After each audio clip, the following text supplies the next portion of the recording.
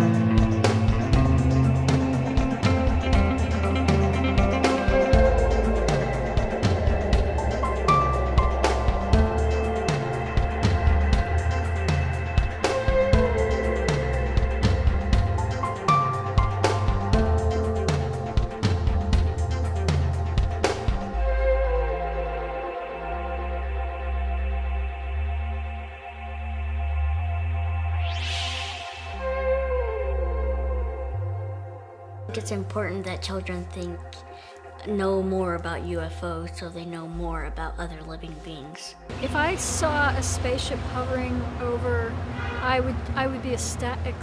It's important for people to keep their hearts open for people from other planets. I wouldn't know what to think. Found out that I was definitely being visited by other intelligent life. I wouldn't believe it. I would probably feel like really cool, like honored that like other life forms were visiting me of all people.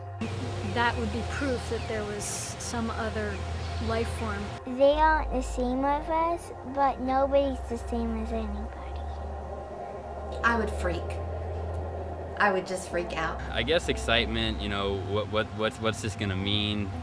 I wouldn't know how they would want to approach me. I would probably be startled and surprised. Or if they would be friendly. I would work very hard to figure out how to make first contact. Or if we could understand each other right off. I would try to be as non-threatening as possible. I would be a little frightened. And try to find out what's going on.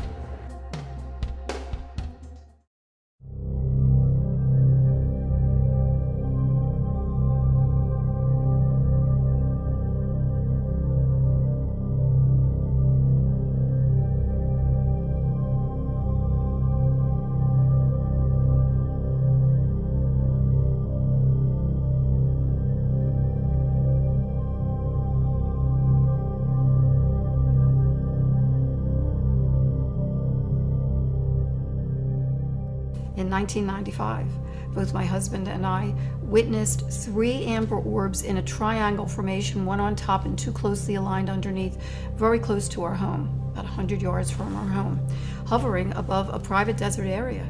It was startling and it was amazing. at the same time. There was nothing there but blackness and these 3 amber orbs. And something told me to take everything in, the size, the shape, the color, the distance. They were about 3 to 6 feet each, depending on how close or far away they were. They were definitely oval shape. And the amber color within each orb, and I call them an orb because the light did not extend outside the edge at all. It was totally self-contained. It was very uniform, amber color, and it didn't glare at all. Every other light out there glares. And we have a beautiful panoramic view of the city skyline, so we know what helicopters and plane lights and street lights and so forth. Every light out there glares. These did not. Very soothing, very mesmerizing. And I thought, if I don't get a picture of this, nobody's going to believe it. And as I ran to the closet to get my camera, my husband calls me back. He says, get over here quick. One of them is disappearing. And as I rushed back, we both watched in awe as the top orb started to dim as if on a dimmer switch. It didn't budge at all. It didn't waver. It didn't take off. It just dimmed as if it was on a dimmer switch, as if once it disappeared, it was still there, but we didn't see it anymore. I got onto the balcony, shot a quick picture of the 2 bottom orbs, and immediately noticed an eerie silence, as if time had stopped.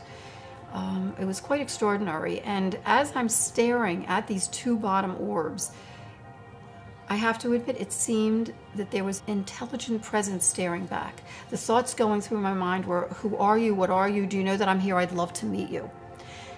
And the next thing I remember, the left bottom orb started to disappear, and I quickly shot a picture of that. And that was the only picture that turned out at the time. But for me, it was quite amazing because it verified that something did happen. I caught a picture of it, amazingly, as one was disappearing and one was still there. I put it on my mantle and kind of watched it for a little bit and wondered if I'd ever find out what this was. Eventually put the picture away, but I have to tell you that even though the picture was out of sight, the thought and the memory wasn't out of my mind. Did not see anything for 2 years. 2 years passed, and not a hint of anything, even remotely close to these amber orbs. January 22nd, 1997, I noticed 3 amber orbs now at a distance far west on the horizon. And I'm thinking, wait a minute, even though they're in a line formation, they were amber, they were in a formation, they were hovering for minutes, strangely similar to the 95 incident. The next night, the 3 amber orbs are now in front of South Mountain. And I knew they were in front of South Mountain because there's red blinking warning lights for the airplanes that are coming into Sky Harbor just in front of South Mountain. And this was definitely lower and in front of South Mountain. And I thought, enough, I'm getting my video camera. I ran downstairs, I grabbed my video camera, I got out to the pool area. I took about 18 seconds worth, the battery went dead. I walk inside, hook up the battery, run outside, they're gone. Now this was about 8 o'clock. About a half hour later, my husband comes up the drive and I gingerly walk outside and I said, honey, remember I told you about the amber orbs far west last night? Well, about a half hour ago, they were right in front of South Mountain. As I'm pointing, like this, they reappear in the same spot. And I thought, I have to get a picture of this. And I ran upstairs, I grabbed my 35mm, get out onto the balcony. As I'm ready to shoot the 3 bottom orbs, suddenly 6 amber orbs in a row, totally equidistant from each other, massive span across, pop up above the 3. And I started clicking away.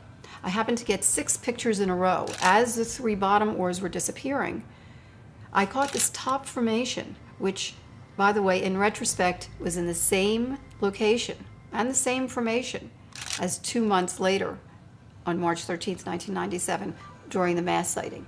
And I ran in to call the Arizona Republic because I wanted to get somebody out there to tell me what it was. And I get an operator on the phone and I said, quick, you got to get somebody out there. There's some strange lights in front of South Mountain. Please get somebody out there, take a picture of it, whatever, but tell me what it is. As I finished my sentence, they're gone. By the next morning, I figured there must be a logical explanation, and I called the Arizona City desk again and asked if anybody had called the night before to report strange lights in front of South Mountain. The operator got off, she got right back on, she said, nope, nobody called. Well, I know I called. So I said, well, we did see something that was strange. Who can I call to find out what they might be? And she said, well, Luke Air Force Base sometimes sends out experimental maneuvers, and they don't tell the public about them. And I thought, oh, that might be a good lead, and I call Luke Air Force Base. I get a woman lieutenant on the phone and tried to be very professional. I said, my husband and I are both physicians. We live mountainside in Paradise Valley, and we saw some strange lights in front of South Mountain last night. Do you know what they might have been? And from the get-go, she had an attitude, and she said, well, they didn't come into Luke Air Force Base, and they didn't come out from here, so we had nothing to do with them. I said, well, be that as it may, we did see them. We both saw them, and I did get some on video. Somebody has to know what they were. They were really, really strange. She said, well, you mentioned it was in front of South Mountain. Maybe somebody saw something at the airport, which is in front of South Mountain.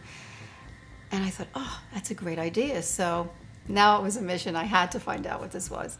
I got the FAA on the phone. I told him the same thing, and he said, actually, there were 3 at 8 o'clock. They looked on radar. They didn't show up on radar. The 3 disappeared. At 8:30, the 6 popped up.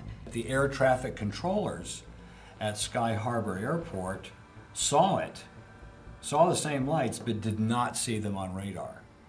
And they've seen flares before. In fact, from their vantage point at the tower, they wouldn't be able to see over the angle of the mountains and see over into the Barry Goldwater Range. After he picked up binoculars to look, it was that unusual. They were 6 points of light that seemed to be attached to something, but they couldn't see what it was attached to. Slowly moving in synchrony, as he put it, in tandem behind South Mountain. So I said, well, where were they? And there was silence. And finally he says, beats me.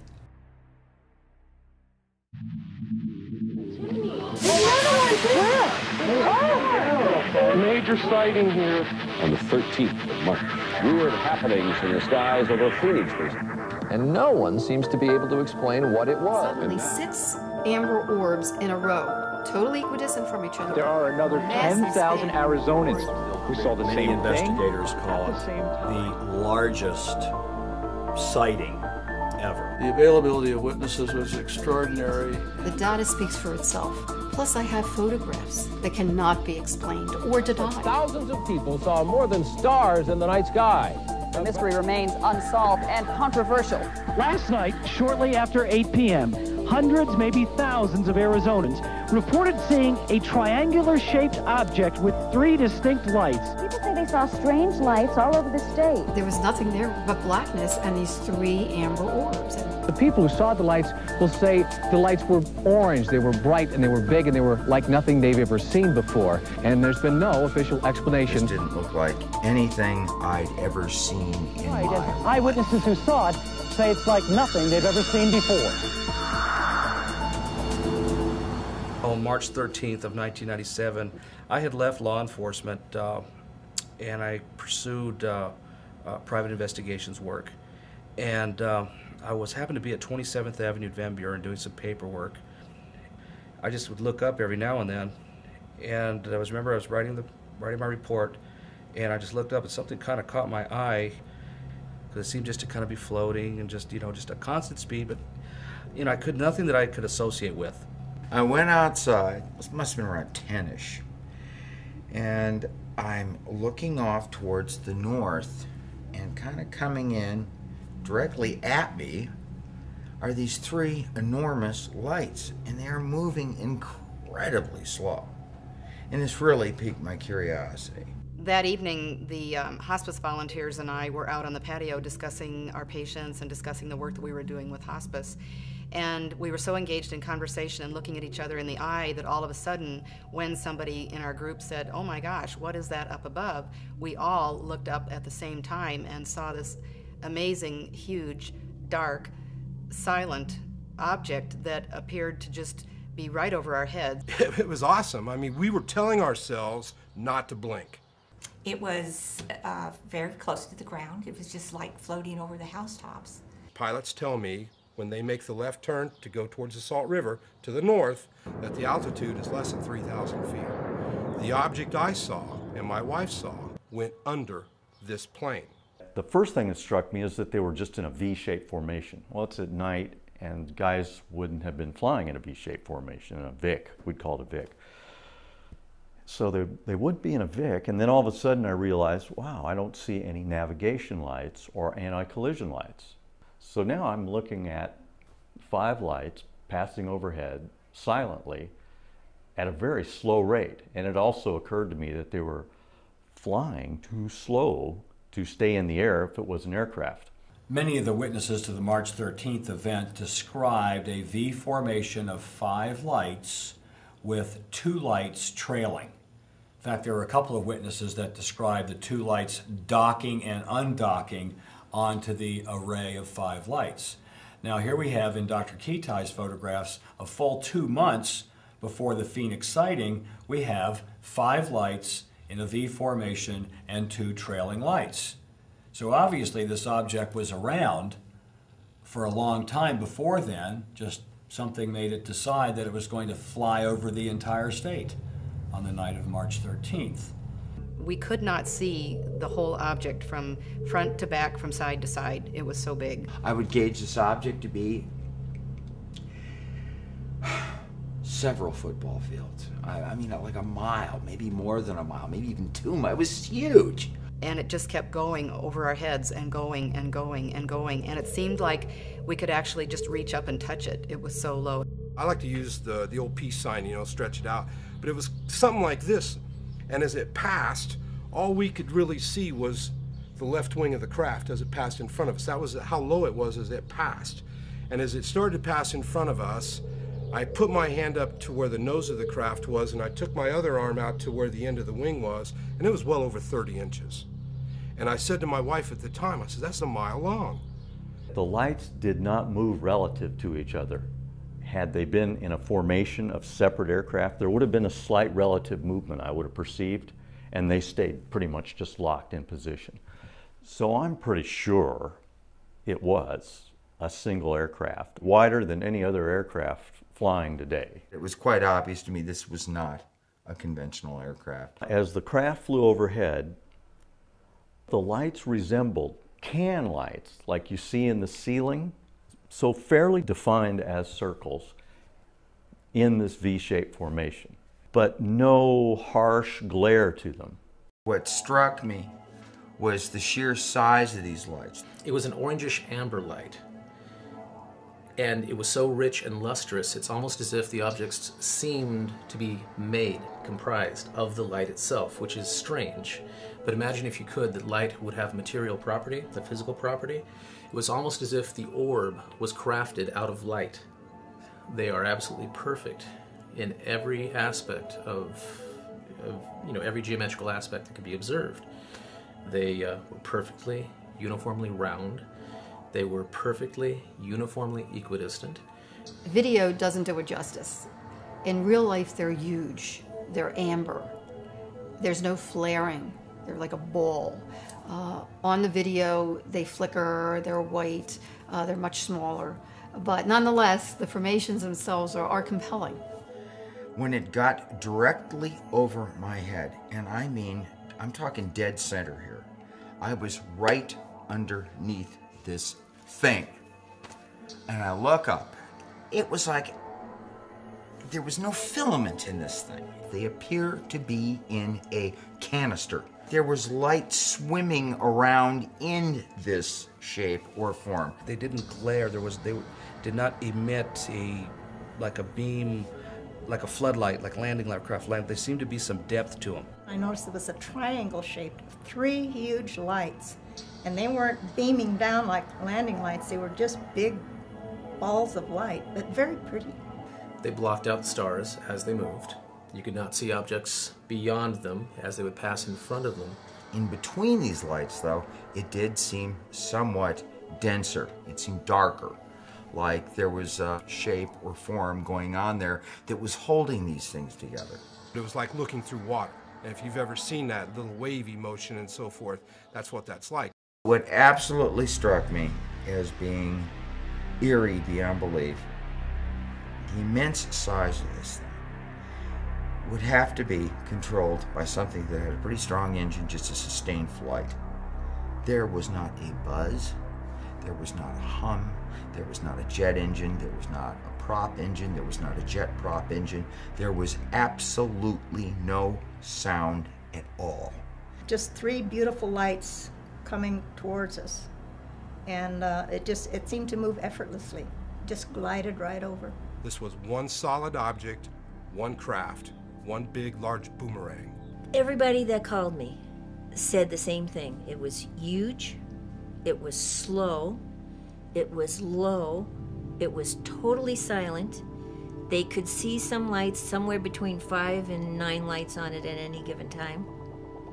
The lights were not like spotlights, they were more like glowing, gaseous globes. What struck me immediately about the Phoenix Lights incident was the sheer number of witnesses.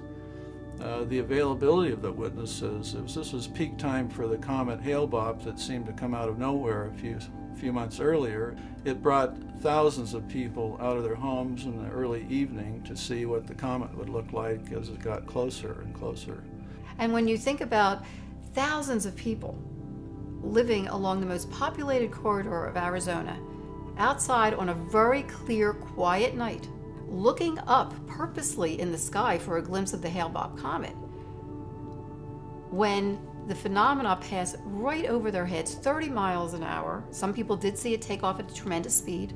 I think they went out of their way to let us know that they're here.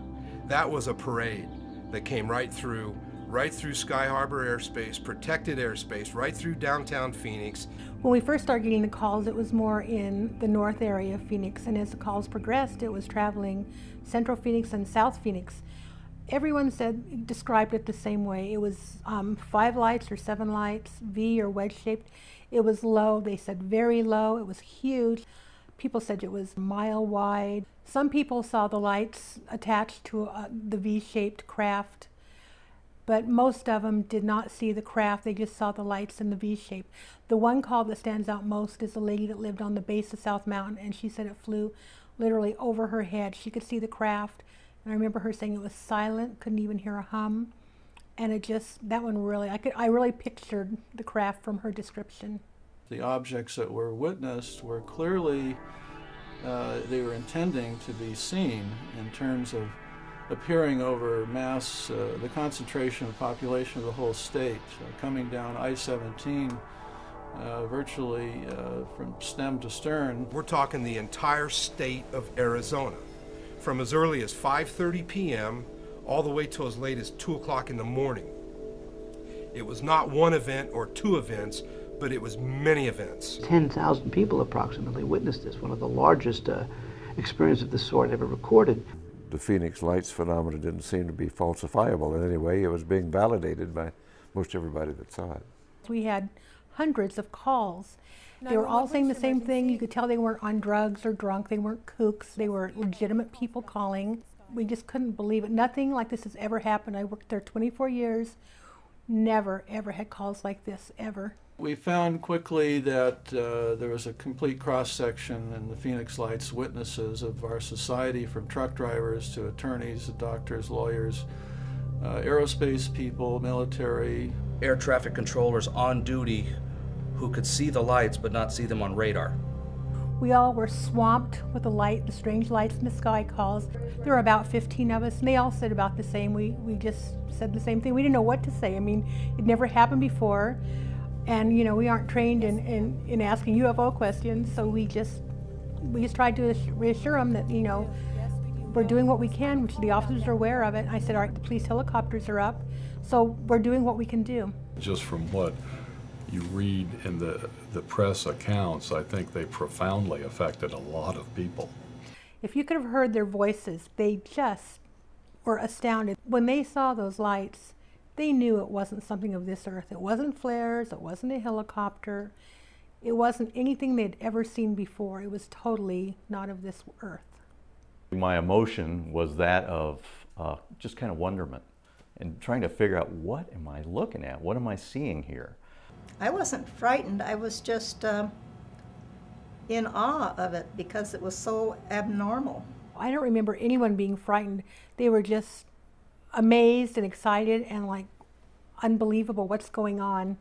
They just wanted to know what is going on. What is that? Do you know? Usually when you call the police, you get answers, and we didn't have answers for them because we didn't know either. None of us was apprehensive about what we were seeing. This was the very interesting part, looking back on it, and I especially was very, very intrigued and excited with the idea that this is something miraculous that's happening right now. This was a planned event. It was not accidental. It was very well orchestrated, to say the least, even an elegant production, if you will. I was looking at the newspaper to see if there was any information on the strange lights in the sky. I found a very small article where it quoted a Phoenix police spokesperson who said the 911 center only got a few calls on the matter. And I thought, this is ridiculous. So that night when I went into work, I talked to my supervisor and I asked her, what gives? That's not true. She said, I know, but I have no idea, why they said that. And I was just thinking to myself, oh, the cover-up begins already. After I heard all of this over the next couple of months, I thought, something really strange has happened, and I want to know what it is. It was Jim Delatosa that suggested to a producer that was interviewing us for the Phoenix Lights that if they wanted to try to get a public official to make a statement, they should just go down to City Hall and see if they could corner someone. Well, they happened to catch Frances Barwood when she was on her way into a city council meeting. As I was going into the meeting, I was stopped by a reporter, and she had with her a TV cameraman and a microphone man. And they started asking me about these lights that went over Phoenix. And I thought something had just happened, and I said, when did this happen? And she said, well, it was actually March 13th. And she said, we asked the city what it was, if they could find out, and the answer from the mayor's office was, we don't have UFOs over Phoenix. And I thought that was a pretty strange thing, being that nobody had said it was a UFO. They just wanted to find out what it was. So I went into the meeting, and came my turn, and I said there were these reporters, the reporter outside, and had asked some questions about these lights that went over Phoenix last March 13th, and could we find out what it was? And she thought it was a fair question, was asked of her, and she wanted to know herself, and she asked the question in chambers and got quite an interesting reaction. Everybody just kind of turned around and looked at me like, why did you ask that? And it was like this silence. and I felt kind of uneasy, and then one of the other council members made some kind of a joke, and they went on. They didn't assign me 2 staff members. They didn't say who was going to look into it. They didn't say who was going to get back to me. And I thought that was really unusual. After the meeting was over, one of the assistant city managers came up to me and said, you shouldn't have asked that question. And this is the first I heard about it. I mean, nothing else was ever discussed with me at any point. And I said, why? And he said, well, because it's something that they don't want to deal with. And I said, what do you mean? He said, well, the mayor's office didn't want to have to make any kind of a statement. They already issued a statement, and it just didn't want to have to go into it. And I thought this was, so unusual. Something flies over our airspace, flies over our airport's airspace, is seen by pilots and flight crew and tower crew and everything, and they are afraid for me to bring up this question. When this all started, the reason that I asked the question about this incident that happened on March 13th, 1997, which has come to be known as the Phoenix Lights, was because I thought, this is a public safety issue, and we need to know whatever it was in case it comes back, in case, it happens again, or in case there's a danger to the people or buildings or whatever, because we have antennas that are high.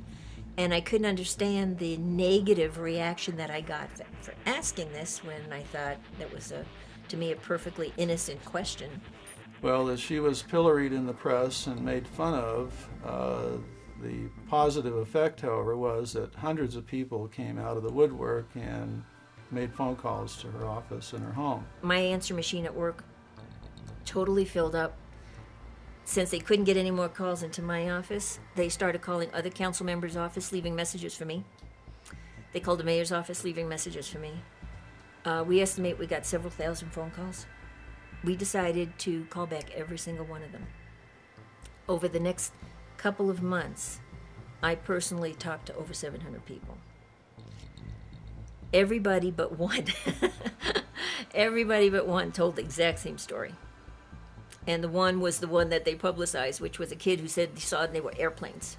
Well, you know, when you have like 700 to 1 saying this was not airplanes, I had active military, retired military, police officers, firemen, Little League coaches that were out that night with the whole Little League saw it, the parents saw it, people jogging, people shopping. That was really an important single event in opening up the case for us, was Frances Barwood. And I give her a lot of credit for her courage, especially holding forth and holding up through all the criticism that she got. I believe she was very courageous, and it's going to take more people like her and like Dr. Lynne, the author of The Phoenix Lights, coming out and lending credibility and lending their name to a phenomenon that I believe is very real and needs to be studied. Wrote a letter to Senator McCain. Senator McCain sent his letter to the National Archives. In his letter, he didn't say I was a councilwoman. He said he had a citizen who wanted to know what happened on March 13th, 1997. And the letter, the whole tone of the letter was like kind of sarcastic. And I found out that when you send something to the National Archives, they don't answer, they file it. The ultimate, shall we say, insult was the governor of the state of Arizona, Fife Symington, finally calling a news conference saying that he has finally got the answer to the Phoenix Lights, and he introduces some staff member dressed up as a space alien. Give me a break. If we continue to treat this particular issue that way, we are doing a disservice to our children, generations and generations down the road.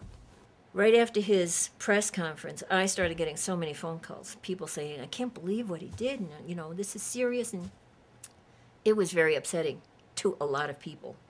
And people got very angry because here is the top elected official of the state making fun of what I estimate to be close to probably 10,000 people saw this. Pay attention to what went on here. Pay attention in particular to the witnesses, the citizens, because the government's not going to provide the answers. Don't lean on the government. Don't point the finger. Don't go to court. Don't waste your time, because they're just doing what they're supposed to be doing. They're trying to preserve the national security. That's their job. It's important that they maintain secrets for our defense, because there's a lot of strife in the world still, a lot of crazy people. We're, of course, in the age of terrorism. So let's not point the fingers at the government.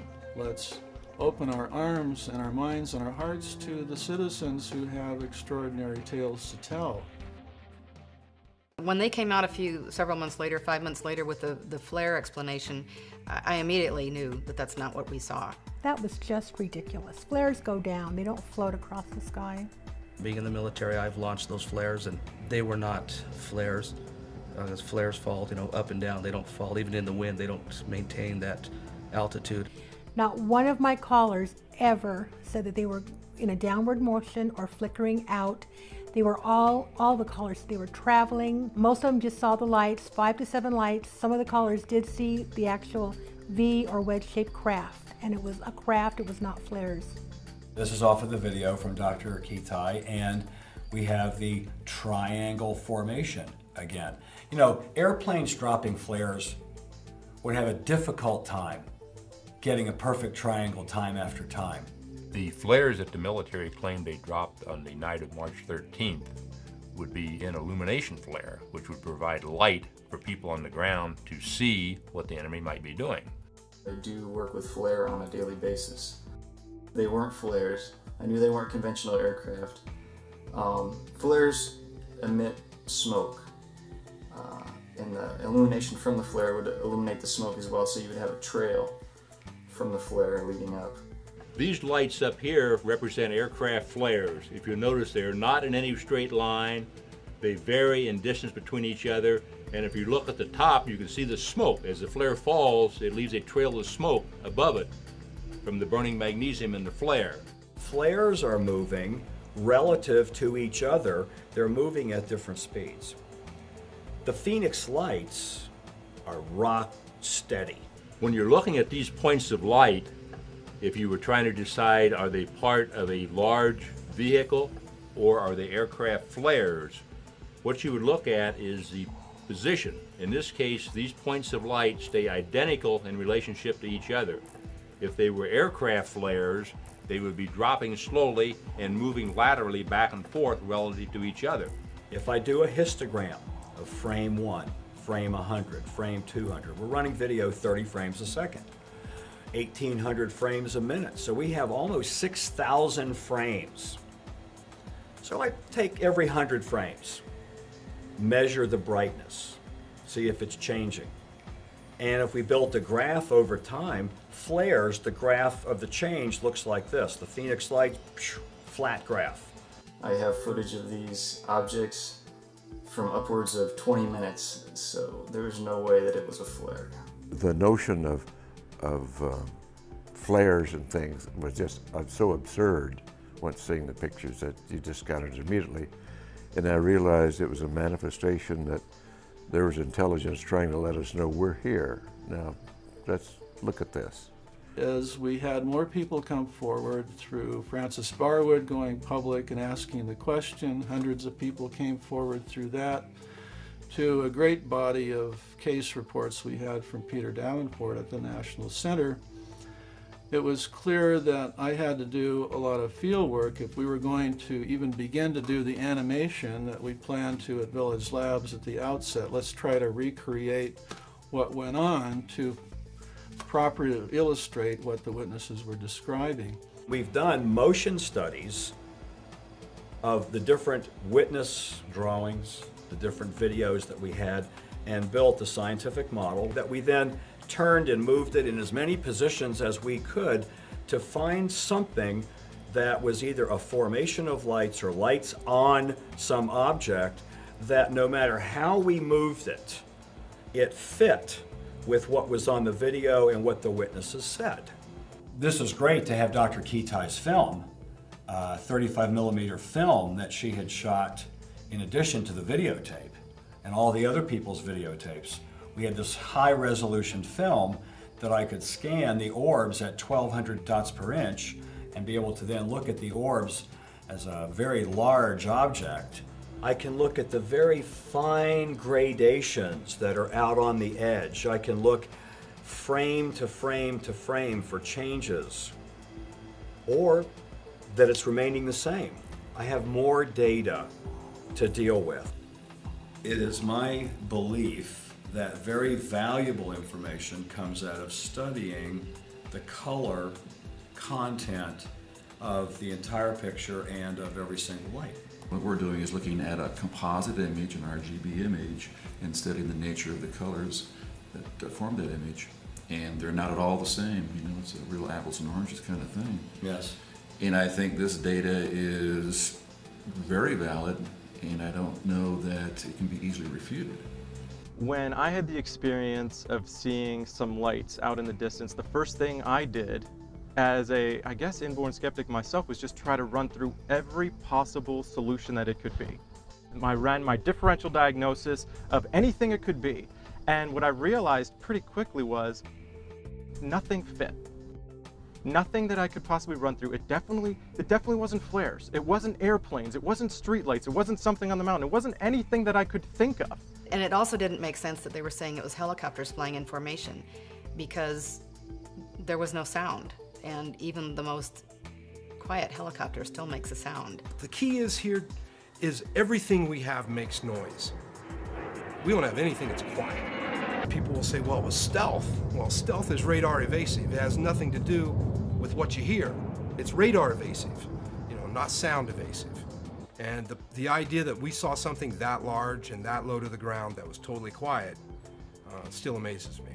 In my examination of Dr. Lynne's photos, and from her description of what happened, they did seem to move as a unit, and they were able to stop and hover.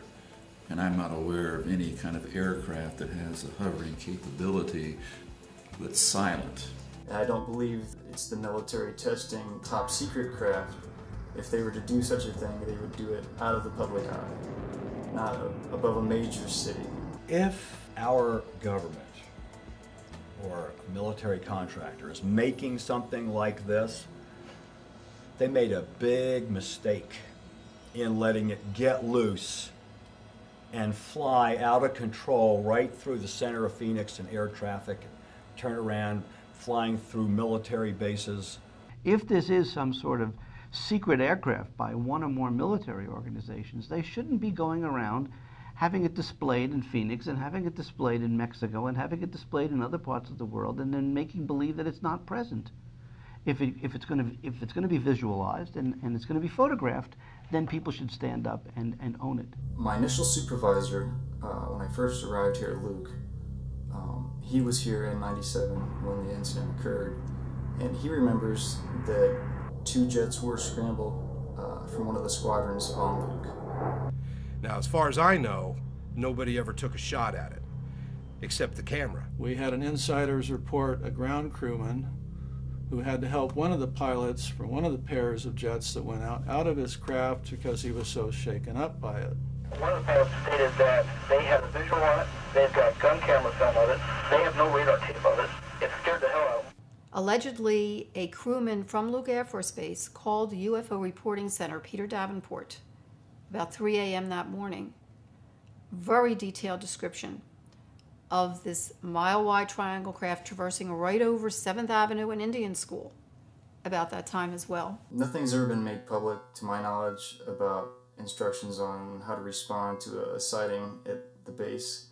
However, I know that the Firefighter's Guide to Disaster Control that is endorsed by FEMA, I believe it's chapter 13 or 14, is completely about UFO sightings and how to respond to a crash. So that kind of lends a little credence to the whole story. I try to dismiss and I try to find, like I said, I try to pick apart every story that, and when they came to the point of an unidentified flying object, that seemed to be the only one that I couldn't pick apart.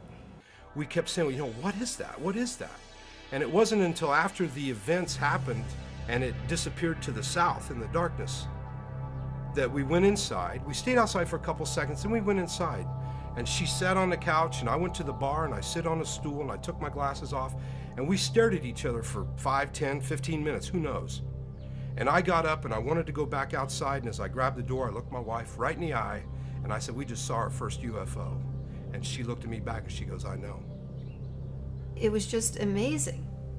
The credible, wonderful, detailed descriptions that witnesses shared. And you knew it was from their heart. You knew that they had seen something extraordinary. I like Occam's razor. The simplest explanation is probably the one that's true. It's an extraterrestrial spacecraft.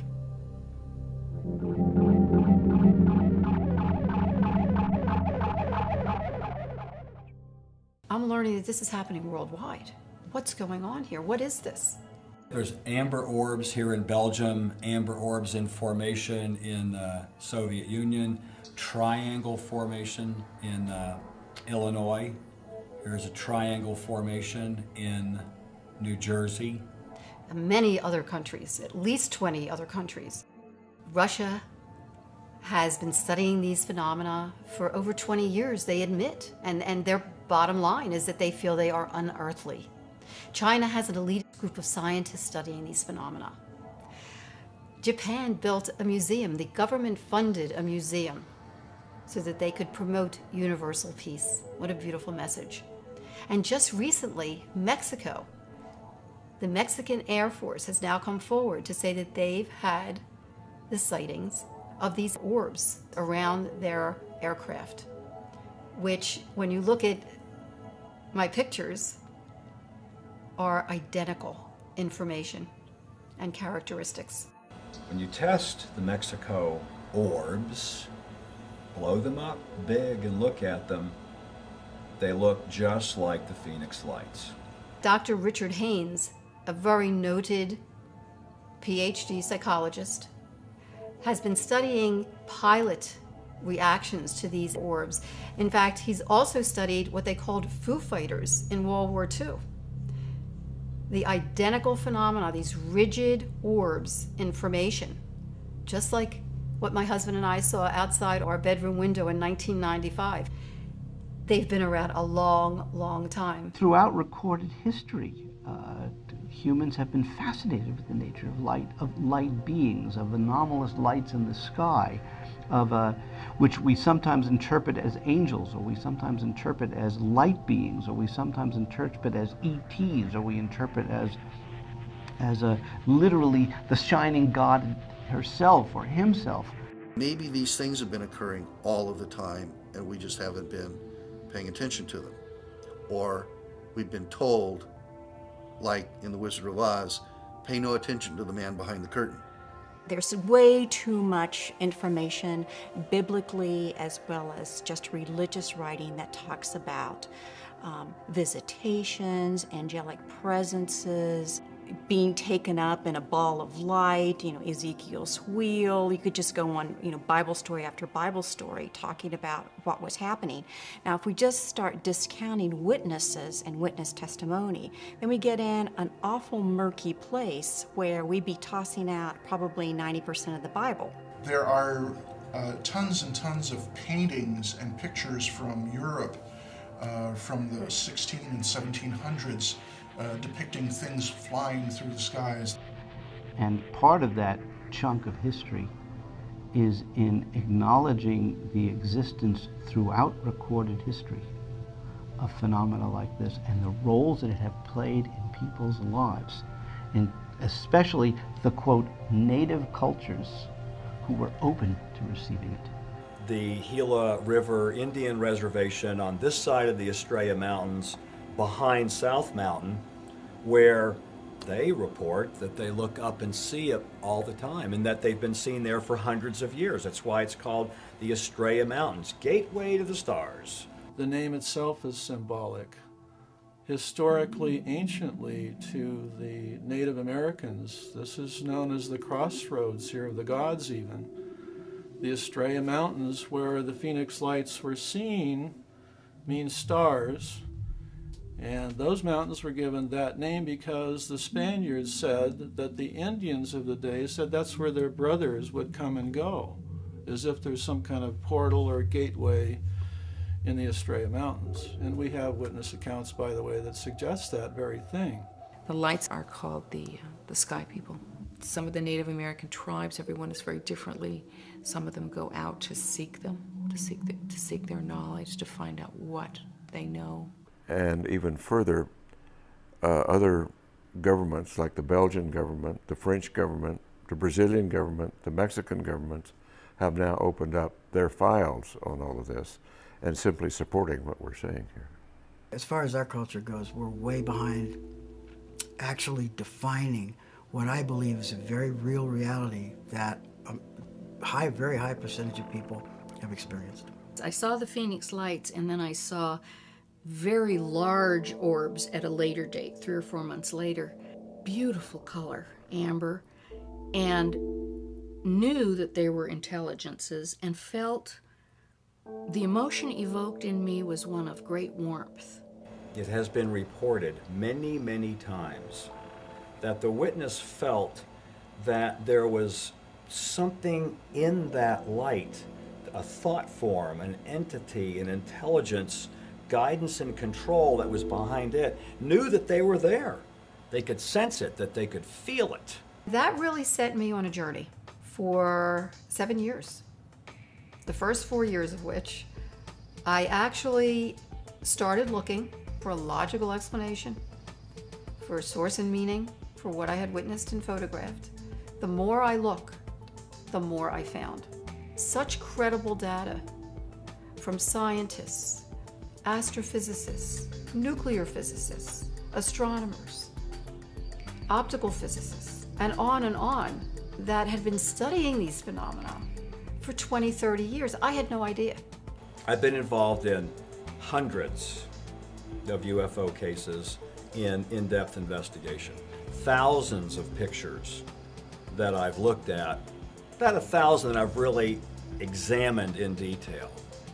And when you look at the totality of the evidence, what is unique about Dr. Kitei's data, it is the most consistent, systematic, replicated set of information over a prolonged period of time that's been independently observed at various times by multiple individuals. This is the only case that I know of where this much data exists over this amount of time, prior to and after a significant event. This is one of my favorite photographs taken by Dr. Kitei. Taken camera in the same location, the lights in the same location as the Phoenix lights, but taken a month after 9/11. The film was what convinced me that the characteristics were not those of these halogen lights and airplane lights and all the other kind of lights that I could get a measurement on and look, make the graph of the different kinds of flares and separate out the color and the brightness. My conclusion about the Phoenix lights is that there is nothing that I can get a match to in the data table. It's not Hale-Bopp, it's not stars, it's not aircraft lights, it's certainly not car lights. For a number of reasons, it's not flares. If it's not some sort of technology that's made by us, then we have to seriously entertain the hypothesis that it is some sort of expression of highly intelligent beings. The size of the craft on the Phoenix light display seemed to be far beyond anything that we have as a homegrown craft. So my suspicion is that it's precisely what we think it is. It's an alien craft. Ultimately, it's going to be the people that will sort these things out rather than the government. And the worst thing that can happen to us would be as if the government said, well, it was flares, go back to sleep. For a long time, since the 1940s, there's a concerted effort to try and keep this material from the public. And one of the easiest ways to do that is to hide it in plain sight. Make it so that credible experiences that come out, credible reports, sightings are surrounded with ridicule, surrounded with the debunkers who try and give prosaic explanations for something which just defies explanation. There is a small percentage things that cannot be explained. But even if it's only 1% that can't be explained, or if it's 1/1000th of 1%, that's enough. It only takes one. The Phoenix lights are tremendously significant because they're another wake-up call for people who are skeptical or people who are secretly wondering what it's all about. And the Phoenix lights were so visible, seen by so many, and so publicly acknowledged, even in the media. If you can create a structured controversy, say, I'm going to let the flare story happen, knowing that a lot of people aren't going to believe it and some people are, but let's see how it goes. And then let's get on the phone and let's call up USA Today, CBS, ABC, NBC, MSNBC, and let it trickle down through the news management that we think this story should be covered. You get your people there. And it happened. It happened in a big way. It happened fast and turned a lot of heads, made worldwide news, and then it was denied. Why wouldn't all these news media people who are in a perfect position to investigate all this, why aren't they at the least bit curious? Why don't they want to know what it is? Look what happened in '52 when all those craft flew around the Capitol building and everybody went, 4,000 people saw them and looked up and went, oh my God, oh my God. Nothing happened. The word barely got out across the country. That's not true anymore. The Phoenix Lights is the first case, that's the first case where there was chat rooms about it. Microsoft Network forums had a weekly chat room about the Phoenix Lights. It was the Phoenix Lights website I had gone to, and the first thing I thought was just like the color and the shape of the lights. It was just like, this is what I saw. That's the way that everything will go in the next wave. for investigating UFO cases and talking about it. It's going to be the internet as the tool. So as sightings like the Phoenix Lights have happened elsewhere in the world, people can go, hey, it's just like we saw in Phoenix. So many witnesses, thousands and millions of witnesses all over the planet are telling the media all over the planet basically the same story. Phoenix Lights had global impact because of the international news that happened about it, not dismissing it.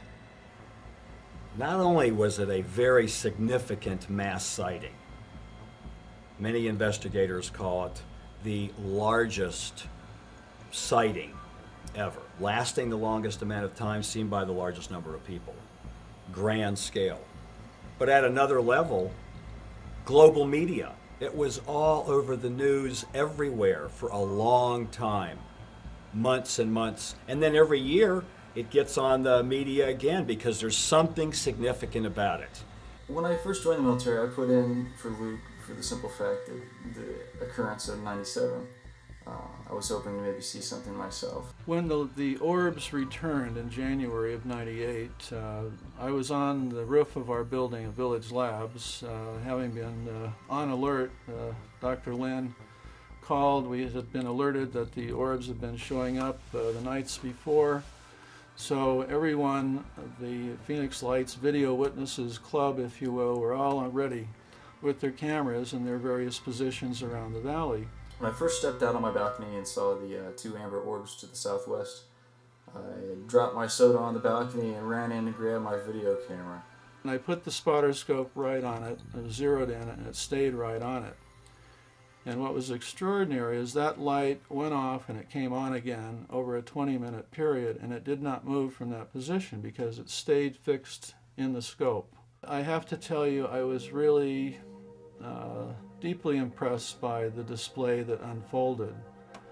As Jim came up to join me, we really were now together to witness a grand display of several orbs that were variously in a straight line, as if you could draw a ruler or lay a ruler end to end, lights going on and off in the same positions, and then ending up in a triangle as if to communicate a simple geometric based message. A lot of the times the orbs will line up in a straight line.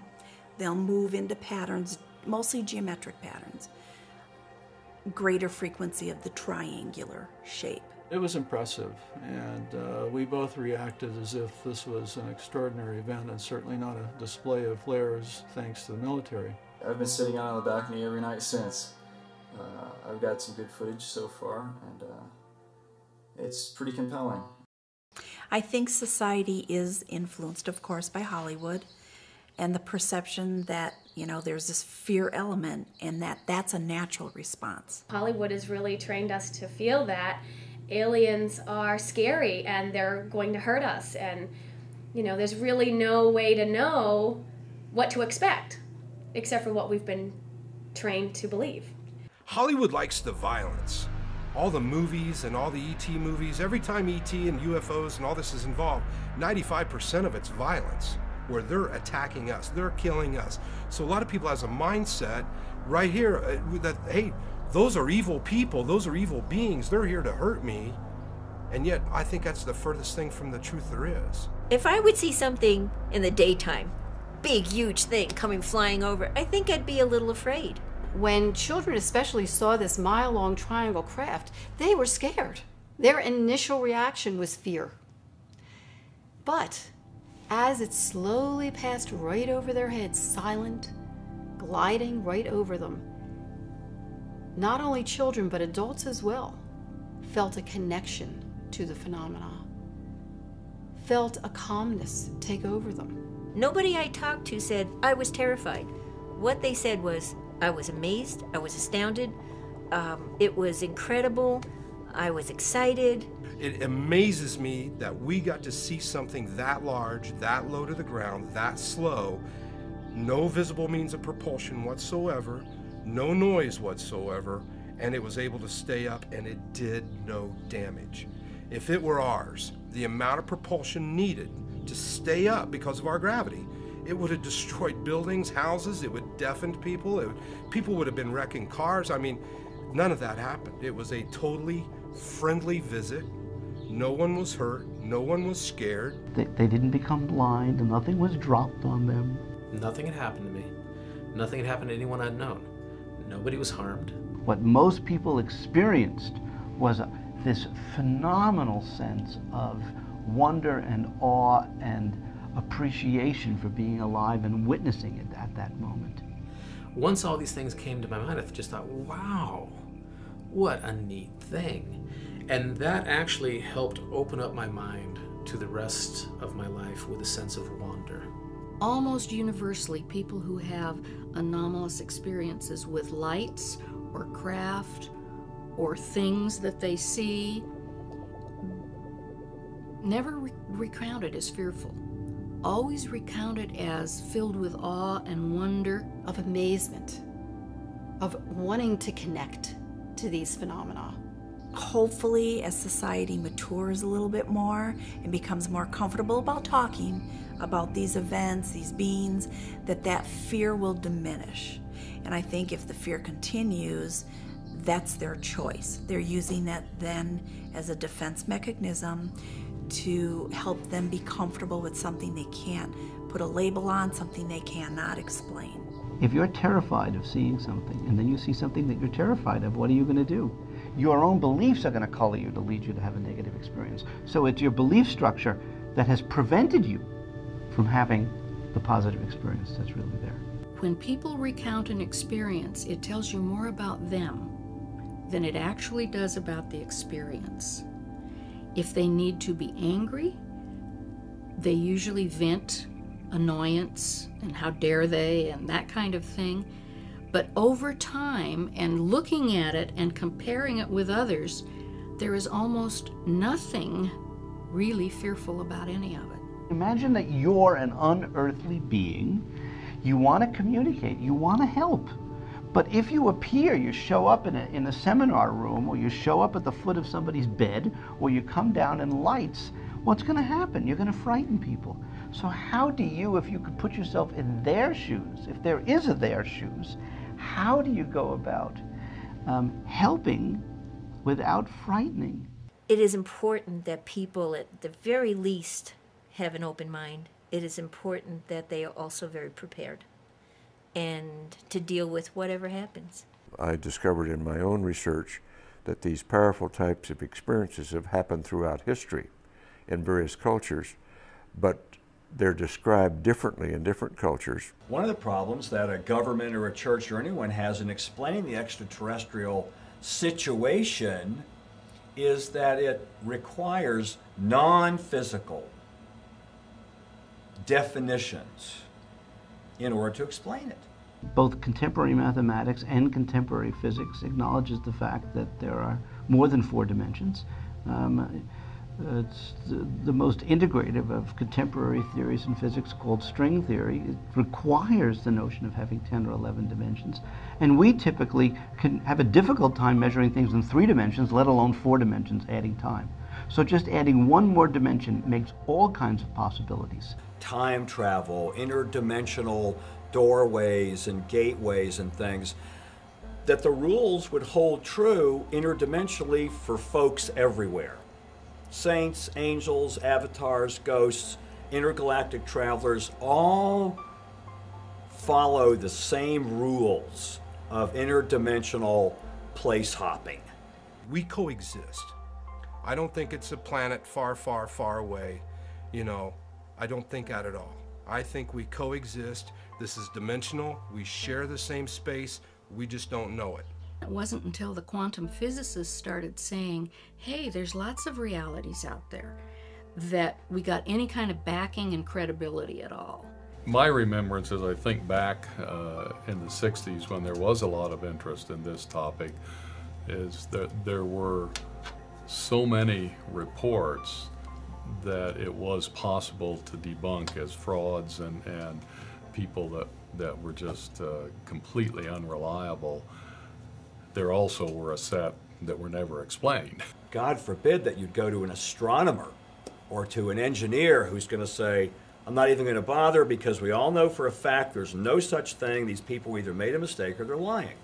We went through that whole phase, and that kind of drove the topic off the table in terms of the research community. Just because we may not have the technology yet to definitively define what these things are, it doesn't mean they're not real.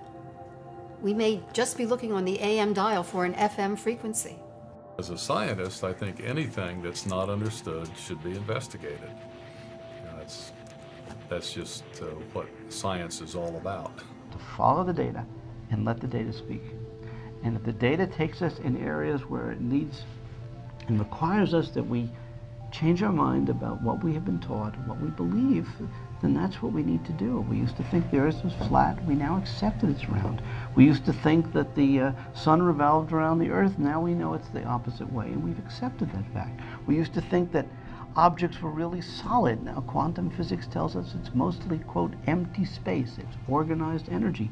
We can even accept that too. We have to get a different perspective on what's going on around us, and as a culture stop denying that people see, hear, and experience things that, granted, are out of the ordinary.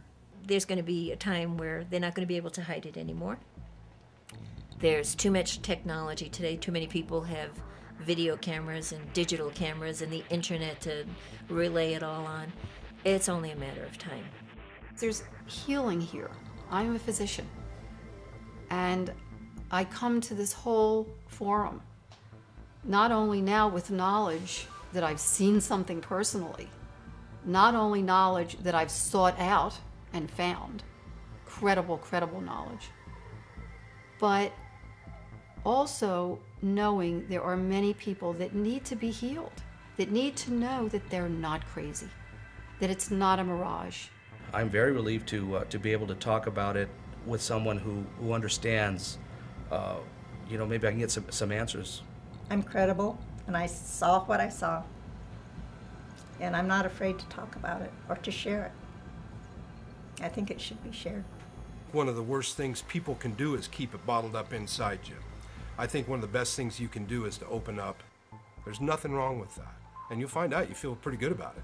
It has all the earmarks of a kind of an epiphany, the kind of thing that occurs like once or twice in life that absolutely changes you forever, and then, like a good scientist, you want to say, why did this happen? Or what does this really mean? I want to know the truth. I want to be there. I want to see it. I want to touch it. I want to ask questions.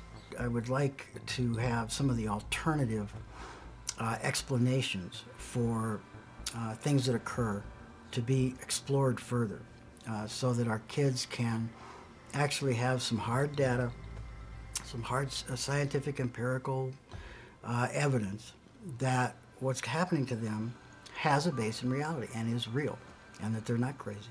What's very exciting at this time is that so many very distinguished and credible and educated scientists, researchers, physicians, doctors are coming forward.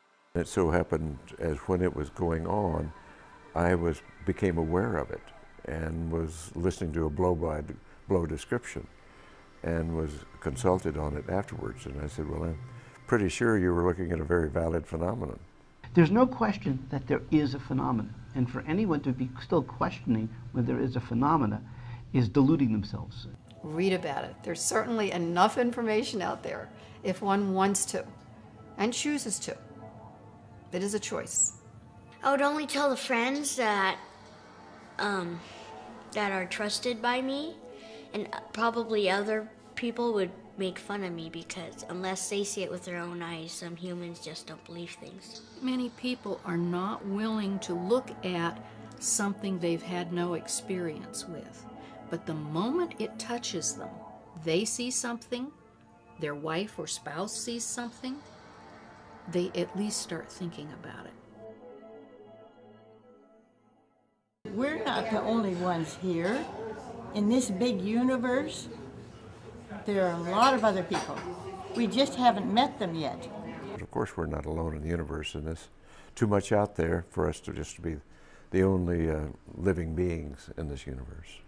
What astrophysics strongly implies is the probability that there's life other than us in the universe is highly, highly probable. There are so many stars and probably other planets out there that the scientists haven't even seen yet. It just seems incredible to me with over 200 billion stars in our own galaxy, and there are billions, if not trillions, of galaxies. How could we be alone? The Hubble telescope, just in the last 5 to 10 years, has changed the face of time and space and gravity as we know it. Our galaxy, our one Milky Way galaxy, and who knows how many trillions there might be out there, is 12 to 14 billion years old. Our solar system is a very young solar system. It's only 4 to 6 billion years old. There may actually be intelligent entities out there billions of years ahead of us. What if everyone woke up tomorrow and knew that extraterrestrials come here? For sure. Positive. Then what? Maybe we would have more reflection on how we are being, as a people, as a nation, as a culture, as a planet. It would help us to wake up. It would help us to see that we're not the end-all be-all. So I think it would be a good thing. I feel that the event woke me up. That I got out of my daily routine of getting up, going to work, coming home, cooking dinner, eating dinner, watching TV, going to bed. You know, because you got kids, you got baseball, you got all this stuff going on. Life is such a routine. This woke us up, that there's something greater out there, that there's more out there, and wake up, open up. Open up your heart, open up your mind, because it's real. What happens when these phenomena occur, these anomalistic phenomena occur, that people come awake, maybe for the first time in their lives, but the opportunity is there all of the time. Reality, you know, as people sometimes say, is only what I can see, hear, touch, feel, and so on. But the things that we call paranormal are actually part of the same reality. We're just not tuned into it yet. Whether you believe in it or not, there's the potential that we can learn so much from what could be out there. We're an adolescent species at this point. Our consciousness is changing, our body's changing, our knowledge is changing. Wouldn't that be great if it did change? And that we all had an aha moment when we go, we're not alone in this universe, and we're not these little nations warring and feuding with each other and doing power trips with each other, that there's other planets and other universes and other intelligent beings who are looking down on us and going, oh my God, what are these people doing? I believe they are trying to communicate. We just haven't figured out how they're trying to communicate with us. We do have powers, and we need to learn to tap into those powers so that we can communicate with them, so that we can understand them, so that we can be a part of their reality and simultaneously allow them to be a part of our reality. Listening is very important, and we can even calm ourselves and quiet ourselves to not only listen to each other on this planet, but to listen to what the messages are that are coming from off-planet. Until we do that, until we allow them into our reality, there is no communication. They can talk to us all they want to, but until we let them into who we are as a body, mind, and spirit, we just have a one-way communication. It's time for the communication and the education to go galactic. If there's one race of extraterrestrials visiting here, if there's just one, there's a lot of them. You think there would be only one race of extraterrestrials in the entire universe and us, and that's it? You have to accept sooner or later the fact that we're not alone.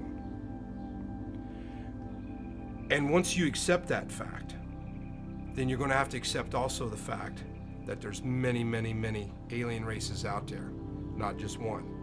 There could be hundreds. There could be thousands. Each with their own lifestyle, their own purposes, for their destiny and their own reasons for why they come to Earth and visit us. Is this possible that these lights are being very carefully and gently present as a potential guidance and warning system for us to wake up to what we're doing to our planet and ourselves before it's too late? I think they would be kind of concerned about what we're doing to our planet because we're polluting it, we're trashing it, and we're doing all other things to it, like doing wars so the land gets all messed up too. I believe that the condition that we're under as a global civilization, it's becoming apparent that the violence we're causing to our environment, to our non-sustainable, non-renewable resources is becoming obvious. The problem is it's not clear all the solutions that must be brought about in order to combat that. We have a real problem on our hands. But we caused it so we can turn it around if we have the will to do so. We should probably explore more about space and focus our technologies in other ways besides war. And when we gain the capability to discover another civilization, I would hope we would have the good sense just to observe and see what's going on.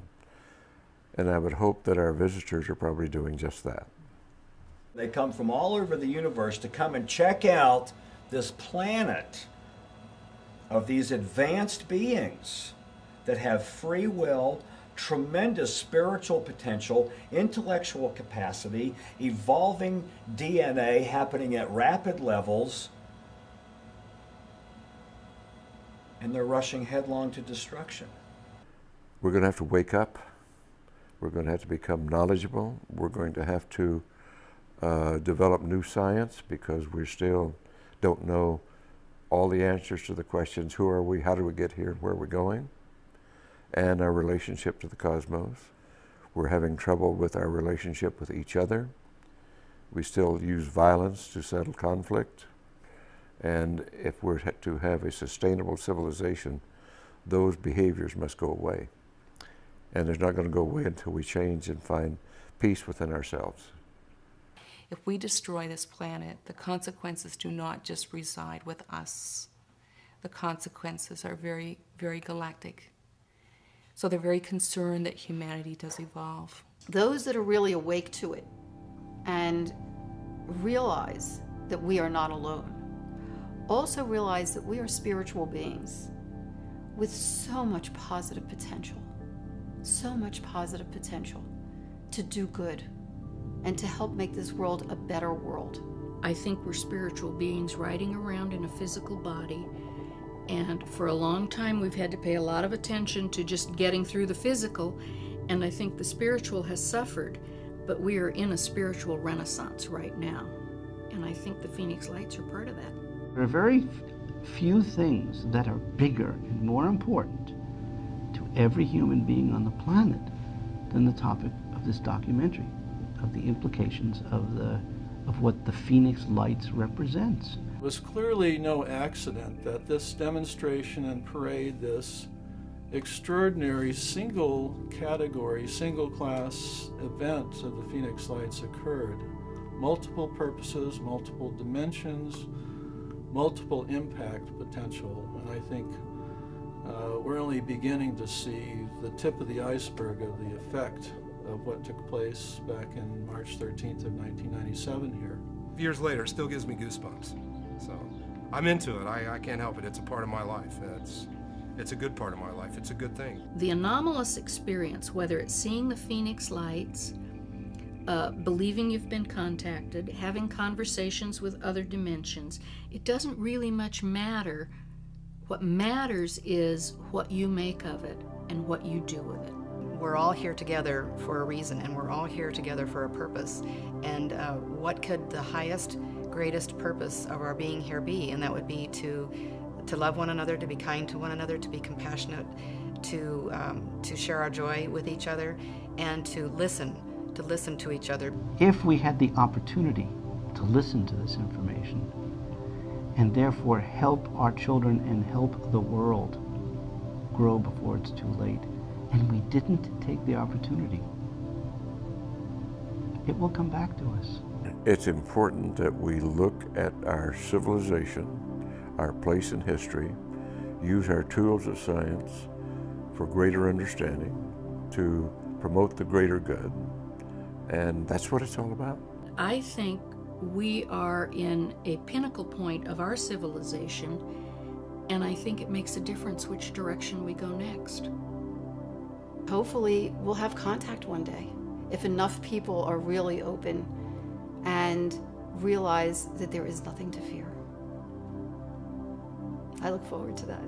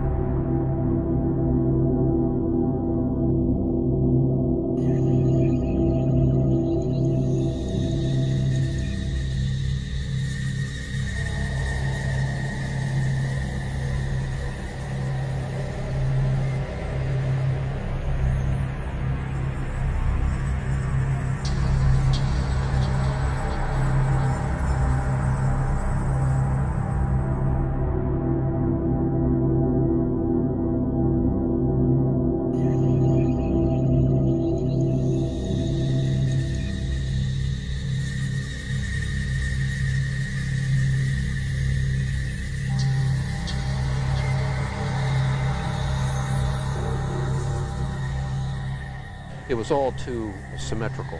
You can't control flares that way. There's just no way they were flares. It was so technologically advanced that it was a thrilling feeling to see it.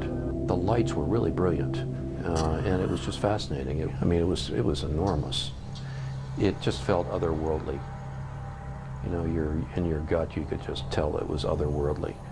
It has never been identified to this date, and I suspect that unless the Defense Department proves us otherwise, that it was probably some form of an alien spacecraft.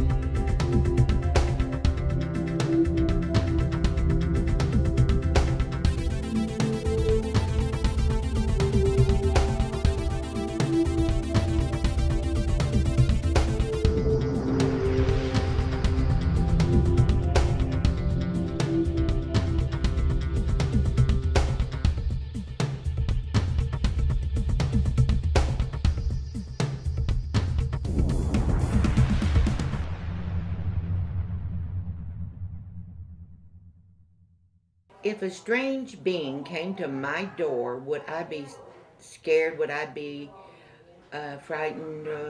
Would I welcome it? I don't know. It depends on how ugly it is. If they would come to my door, I would say, well, come on in, let's talk. Let me find out more about you. That would be great. Oh my, such fun.